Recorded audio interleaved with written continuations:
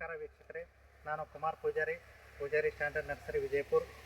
ನಾನಿವತ್ತು ಇಲ್ಲಿ ತೊದಲಬಗಿ ಹತ್ತಿರ ಚಿಕ್ಲಿ ಕ್ರಾಸ್ ಬಳಿ ಇರ್ತಕ್ಕಂಥ ಶಿವಾನಂದ್ ಶೆಟ್ಟಿ ಸರ್ ಅವರ ಜಮೀನಲ್ಲಿದ್ದೀವಿ. ಈ ಜಮೀನಲ್ಲಿ ನಾನಿವತ್ತು ಏನು ನೋಡ್ತಾ ಇದ್ದೀವಿ ಅಂತಂದ್ರೆ, ಡ್ರಿಪ್ ಇರಿಗೇಷನ್ ಮಾಡಿಕೊಂಡಿರ್ತಕ್ಕಂಥದ್ದಕ್ಕೂ ಹಾಗೂ ಹೈನೀರು ಮಾಡ್ತಾ ಇರ್ತಕ್ಕಂಥದ್ದಕ್ಕೂ ಒಂದೇ ಜಾಗದಲ್ಲಿ ಇರ್ತಕ್ಕಂಥ ವ್ಯತ್ಯಾಸ ಏನು ಅನ್ನೋದನ್ನು ಇಲ್ಲಿ ನಾವು ನೋಡ್ಬೋದು. ಇದನ್ನೊಂದು ತೋರಿಸುವಂಥ ಪ್ರಯತ್ನಕ್ಕಾಗಿ ಈ ಒಂದು ವಿಡಿಯೋನ ಮಾಡ್ತಾ ಇದ್ದೀವಿ. ಇದರ ಒಂದು ಅನುಭವ ಆಗಿರ್ಬೋದು, ಇಲ್ಲಿ ವ್ಯತ್ಯಾಸ ಏನು ನೋಡ್ತಾ ಇದ್ದೀವಿ ಅನ್ನೋದನ್ನು ಸ್ವತಃ ರೈತರು ಕೂಡ ಇದ್ರ ಬಗ್ಗೆ ಹೇಳ್ತಾರೆ. ಈ ಕಡೆ ಭಾಗ ಇರ್ತಕ್ಕಂಥದ್ದು ಅವ್ರು ನಿಂತಿರುವಂಥದ್ದು, ಇದು ಸಸಿ ನಾಟಿ ಮಾಡಿ ಡ್ರಿಪ್ ಮಾಡ್ಕೊಂಡಿರ್ತಕ್ಕಂಥ ಏರಿಯಾ. ಈ ಪೈಪಿಂದ ಈ ಕಡೆ ಇರ್ತಕ್ಕಂಥದ್ದು ಹೈ ನೀರಿಂದ ಮಾಡ್ತಾ ಇರ್ತಕ್ಕಂಥ ಏರಿಯಾ. ಇಲ್ಲಿ ಡ್ರಿಪ್ ಮಾಡಿಲ್ಲ. ಇಲ್ಲಿ ಡ್ರಿಪ್ ಮಾಡದೇ ಇರುವಂಥ ಏರಿಯಾದಲ್ಲಿ ನೀವು ನೋಡ್ಬೋದು, ಒಂದೇ ಸಸಿಗೆ ಬರೀ ಇಲ್ಲಿ ಮೂರು ಈ ಥರ 3-4 ಅಷ್ಟೇ ಮರಿಗಳ ಸಂಖ್ಯೆಗಳು ಇಲ್ಲಿ ಕಾಣ್ತಾ ಇದ್ದಾವೆ. ಈ ಕಡೆ ನೋಡಿದ್ರೆ ಇಲ್ಲಿ 7, 8 ಮರಿ ಸಂಖ್ಯೆ 8ಕ್ಕಿಂತ ಜಾಸ್ತಿ ಇರ್ತಕ್ಕಂಥದ್ದು ಇಲ್ಲಿ ಡ್ರಿಪ್ ಇರ್ತಕ್ಕಂಥ ಏರಿಯಾದಲ್ಲಿ ನಾವು ನೋಡ್ತಾ ಇದ್ದೀವಿ. ಇದು ಯಾಕಾಯಿತು, ಏನು ಕಾರಣ ಆಯಿತು ಅನ್ನೋದನ್ನು ಕೂಡ ನಾನು ಮತ್ತೆ ಹೇಳ್ತೀನಿ.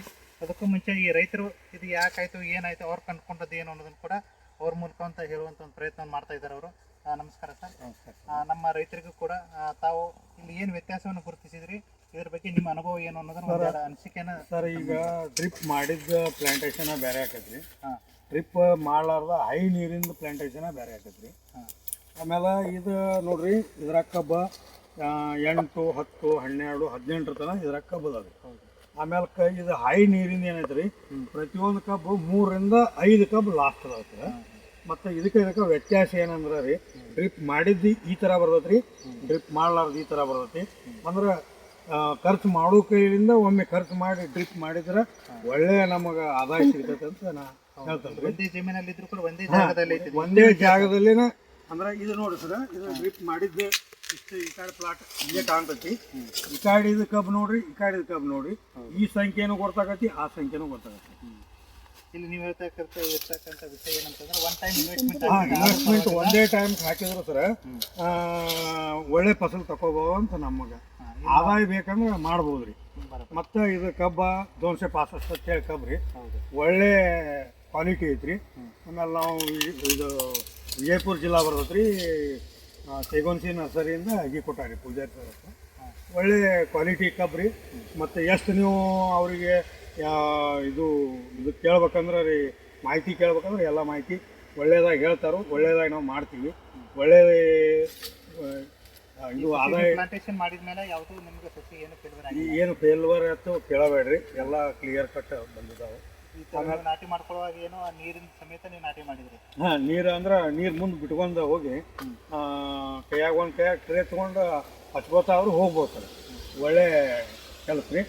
ಆಮೇಲೆ ಕಬ್ಬು ತಂದು ಹಚ್ಕೊಳ್ಳೋದಂದ್ರೆ ಭಾಳ ಕಷ್ಟಕರ ಕೆಲಸ ರೀ. ಒಂದು ದೃಷ್ಟಿಲಿ ಹೇಳ್ಬೇಕಂದ್ರೆ ರೀ, ಇದಕ್ಕೆ ಒಂದು ಆದಾಯನೂ ಹೆಚ್ಚು ಸಿಗ್ತೈತೆ ರೀ ಅಗಿ ಹಚ್ಚೋದ್ರಿಂದ. ಮತ್ತು ಖರ್ಚು ಭಾಳ ಕಡಿಮೆ ಆಗತ್ತೆ. ಖರ್ಚು ಕಡಿಮೆ ಅಂದ್ರೆ ಇದು ಮನುಷ್ಯಾಗ ಇದು ಆಗಂಗಿಲ್ಲ ರೀ, ಹೈರಾಣ ಭಾಳ ಆಗಂಗಿಲ್ಲ ರೀ. ಮುಂದ್ರಿ ನರ್ಸರಿಗೆ ಹೋಗಿ ಆರ್ಡರ್ ಕೊಟ್ಟಿವಿ ಅಂದ್ರೆ ಅಗಿ ತಂದು ಸರ್ ಅವ್ರು ತಾವ ಇಳಿಸ್ತಾರೆ. ಆಮೇಲೆ ತಂದ ತಕ್ಷಣ ನಾವು ನೀರು ಅದಕ್ಕಾದ್ರೂ ನೀರು ಬಿಡಬೇಕು ರೀ, ಇದಕ್ಕಾದ್ರೂ ಬಿಡಬೇಕು. ಅದನ್ನ ಕೈಯಾಗ ಟ್ರೇ ಹಿಡ್ಕೊಂಡು ಹಚ್ಕೋತ ಹೋಗ್ಬೋದು. ಸುಲಭ ಅನಿಸುತ್ತೆ. ನಾವು ತಗೊಳ್ಳಾರ್ದ್ರೆ ಮನೆಯವ್ರು 3 ಜನ ಮಾಡ್ಕೋಬಹುದು.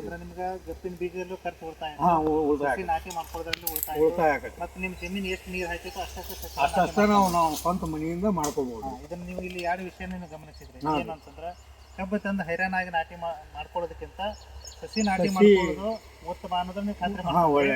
ಒಳ್ಳೆ ಕ್ವಾಲಿಟಿ ಸಸಿ ನಾಟಿ ಮಾಡೋದ್ರಿಂದ ನಿಮ್ಗೆ ಸಸಿ ಫೇಲ್ಯೂರ್ ಆಗೋದಿಲ್ಲ, ಆಗೋದಿಲ್ಲ. ಮತ್ತೆ ಈ ರೀತಿ ಒಳ್ಳೆ ಕಬ್ಬುಗಳು ಬೆಳೀತಾವ ಅನ್ನೋದನ್ನ ನೀವು ಖಾತ್ರಿ ಮಾಡ್ಕೊಂಡ್ರಿ. ಅದೇ ಅನುಭವನ ನೀವು ರೈತರಿಗೆ ಹೇಳ್ತಾ ಇದ್ರಿ. ಈ ಸಸಿ ನಾಟಿ ಮಾಡ್ಕೊಂಡ್ರು ಕೂಡ ನಾವು ಹೈನೀರ್ ಮಾಡಿದ್ರ ಆ ಹೈನೀರ್ ಜಾಸ್ತಿ ಆತಂದ್ರ ಏನು ಸಮಸ್ಯೆ ಆಕೈತಿ ಅನ್ನೋದು ನಾವು ಇಲ್ಲಿ ನೋಡಿದೀವಿ, ಗೊತ್ತಾತ್ರಿ. ಜಮೀನು ಒಂದೇ ಐತ್ರಿ, ಒಂದೇ ಜಮೀನು ಒಳಗ ಅಷ್ಟ 1-2 ಫೂಟ್ ಡಿಸ್ಟೆನ್ಸ್ ಒಳಗ ಇಷ್ಟು ವ್ಯತ್ಯಾಸ ಐತ್ರಿ. ಕಾರಣ ಏನು ಅಂತಂದ್ರೆ ನಾವು ಗಮನಿಸಿದ ಪ್ರಕಾರ ಹೈನೀರು ಬಿಡೋ ಪದ್ಧತಿ ಒಳಗೆ ನೀರು ಜಾಸ್ತಿ ಆಯ್ತು, ಹಸಿ ಜಾಸ್ತಿ ಆಯ್ತಂದ್ರೆ ಅದಕ್ಕೆ ಮರಿ ಹೊಡ್ಯಾಕ ಅವಕಾಶ. ಹಿಂಗಾಗಿ ಇದಕ್ಕೆ ಮರಿ ಸಂಖ್ಯೆ ಬಂದಿರೋದಿಲ್ಲ. ಸಣ್ಣದಿರುವಾಗ 2 3 ತಿಂಗಳ ತನಕ ಅದಕ್ಕೆ ಅವಶ್ಯ ಇದ್ದಷ್ಟೇ ನೀರು ಕೊಡಬೇಕು. ಹೈನೀರಿದ್ರೂ ಕೂಡ ಫಾಸ್ಟಾಗಿ ನೀರು ಓಡಿಸಿ ಹಾಸ್ಬೇಕು, ಮತ್ತೆ ಅದು ಆರೋ ಥರ ಮಾಡಬೇಕು. ಆರಿದ ಮ್ಯಾಗ ನೀರು ಬಿಡಬೇಕು. ಈ ರೀತಿ ಮಾಡಿದ್ರೆ ಅದಕ್ಕೆ ಮರಿ ಸಂಖ್ಯೆ ಸ್ವಲ್ಪ ಒಂದು ಎವರೇಜಲ್ಲಿ ಬರ್ತಾವೆ. ಈ ಕಪ್ಪು ಜಮೀನು ಇರೋದ್ರಿಂದ ಸ್ವಲ್ಪ ಇದು ಹಸಿ ಬೇಗ ಆರಂಗಿಲ್ಲ, ಹಾಗಾಗಿ ಸ್ವಲ್ಪ ಇದಕ್ಕೆ ಮರಿ ಸಂಖ್ಯೆ ಬರೋದಿಲ್ಲ. ಈ ವೆರೈಟಿನ ನಾವು ಈ ಜಮೀನಲ್ಲಿ ಸೆಲೆಕ್ಟ್ ಮಾಡಿರೋ ಕಾರಣ ಏನಂತಂದ್ರೆ ಈ ಜಮೀನು ಕಪ್ಪು ಜಮೀನು ಐತಿ, ಬೇಗ ಹಸಿ ಆರಂಗಿಲ್ಲ ಅನ್ನೋ ಕಾರಣಕ್ಕೋಸ್ಕರ ಈ 026 ವೆರೈಟಿನ ನಾವು ಸೆಲೆಕ್ಟ್ ಮಾಡಿ ಸಜೆಸ್ಟ್ ಮಾಡಿದ್ವಿ. ಈ ವೆರೈಟಿಗೆ 12 ತಿಂಗಳು ಆದ್ಮೇಲೆ ಇದಕ್ಕೆ ಸಕ್ಕರೆ ಅಂಶ ಬರ್ತದೆ. 12 ತಿಂಗಳು ಆದ್ಮೇಲೆ ಇದನ್ನು ಸಕ್ಕರೆಯವರು ಕಟಾವ್ ಮಾಡ್ತಾನೆ. ಒಂದು 12 ತಿಂಗಳ ಅವಧಿಗೆ ಬರುವಂಗೆ ಈ ವೆರೈಟಿ ನಾವು ನಾಟಿ ಮಾಡ್ಕೊಂಡಿವಿ ಅಂತಂದ್ರೆ ನಮಗೆ ಇಳುವರಿನೂ ಜಾಸ್ತಿ ಬರ್ತೈತಿ, ಮತ್ತು ನಮಗೆ ಸಂಪಾದನೆನೂ ಒಳ್ಳೆ ಆದಾಯ ಬರೋದ್ರಿಂದ ರೈತರಿಗೂ ಒಂದು ಲಾಭ ಐತೆ ಅನ್ನೋದನ್ನು ನಾವು ಇಲ್ಲಿ ಕನ್ಫರ್ಮ್ ಮಾಡ್ಕೋಬಹುದು. ಈಗ ನಾವು ಇದನ್ನು ಪ್ಲಾಂಟೇಶನ್ ಮಾಡಿ ನೀವು ಹೇಳಿರೋ ಪ್ರಕಾರ ಜನವರಿ 20ನೇ ತಾರೀಕಿಗೆ ನೀವು ಇದನ್ನು ಪ್ಲಾಂಟೇಶನ್ ಇವತ್ತು ಸೆಪ್ಟೆಂಬರ್ 8ನೇ ತಾರೀಕು ವಿಡಿಯೋ ಮಾಡ್ತಿದ್ವಿ.